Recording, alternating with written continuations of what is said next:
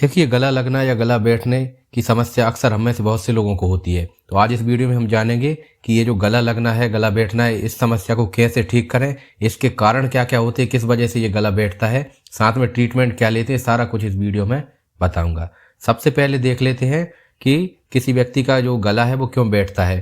तो इसके लिए जो सबसे इम्पोर्टेंट जो चीज़ है वो है वायरल सर्दी जुकाम, जिसमें कि राइनो वायरस और इन्फ्लुएंजा वायरस आते हैं। तो जब हम में से किसी को सर्दी जुकाम खांसी होता है, वायरल इन्फेक्शन होता है, तो अक्सर जो है वो गला बैठने की समस्या हो सकती है। साथ में दूसरे ऐसे व्यक्ति जो बहुत तेज आवाज़ में यानी कि बहुत ज़ोर ज़ोर से गाते हैं, बहुत ज़ोर ज़ोर से चिल्लाते हैं, हाई पिच सिंगिंग करते हैं, ख़ासतौर पे जो कव्वाली गायक होते हैं वो, और कुछ सिंगर जो कि तेज आवाज़ में गाते हैं, उनको भी अक्सर जो है उनके जो वोकल कॉर्ड्स होते हैं उनमें स्ट्रेन होता है और इस वजह से उनका भी जो है वो गला बैठ सकता है।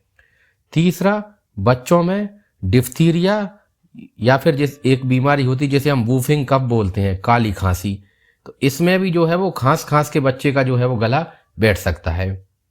एक और बहुत ही इंपॉर्टेंट कारण होता है जिसे हम बोलते हैं gastro oesophageal reflux disease, GERD। इसमें होता क्या है कि हमारे स्टमक के अंदर जो एसिड होता है वो ऊपर की तरफ आता है, गले तक आता है और वहाँ पर जो है वो सूजन आ जाती है और लेरिंजाइटिस की समस्या हो जाती है, जिस वजह से गला बैठ जाता है। तो ये जो गला बैठने की जो समस्या है, इसे हम साइंटिफिक भाषा में बोलें तो इसे हम लेरिंजाइटिस बोलते हैं।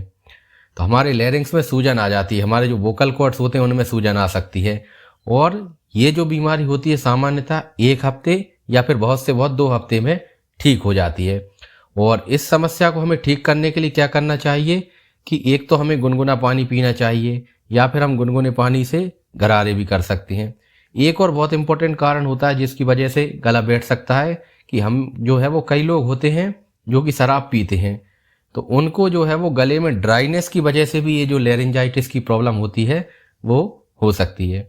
अब देख लेते हैं कि किस तरह से इस समस्या को ठीक कर सकते हैं, इसका ट्रीटमेंट क्या होता है।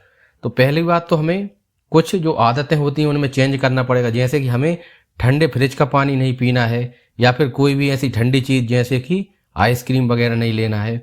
साथ में कुछ एंटीबायोटिक्स ले लेते हैं, लेकिन ये जो एंटीबायोटिक्स होती हैं ये सिर्फ और सिर्फ डॉक्टर की सलाह पे ही ली जाने हैं।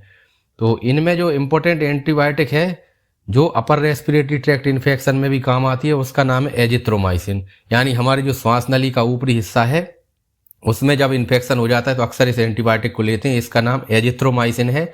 इसे 250 mg की टैबलेट को सुबह शाम लेते हैं या फिर 500 mg की टैबलेट को दिन में एक बार खाने के पहले भी ले सकते हैं या बाद में भी ले सकते हैं।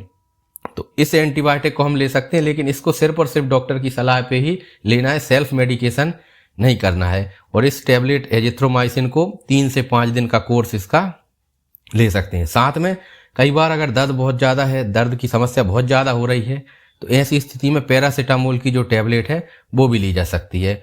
साथ में कई बार वोकल कॉर्ड्स में जो सूजन आ जाती है उसको कम करने के लिए एंटीहिस्टामिन दवाइयाँ दी जाती हैं, जैसे कि सिट्रीजिन, लीवोसिट्रीजिन, फेक्सोफेनाडिन। तो ये अलग अलग ग्रुप की एंटीहिस्टामिन दवाइयाँ, इनको भी डॉक्टर की सलाह पर ले सकते हैं। और कई बार होता क्या है कि बहुत ही ज़्यादा सूजन जो है वो बढ़ जाती है वोकल कॉर्ड्स में, तो ऐसी स्थिति में डेक्सामेथासोन इंजेक्शन आता है जो कि एक स्टेरॉइड का इंजेक्शन है।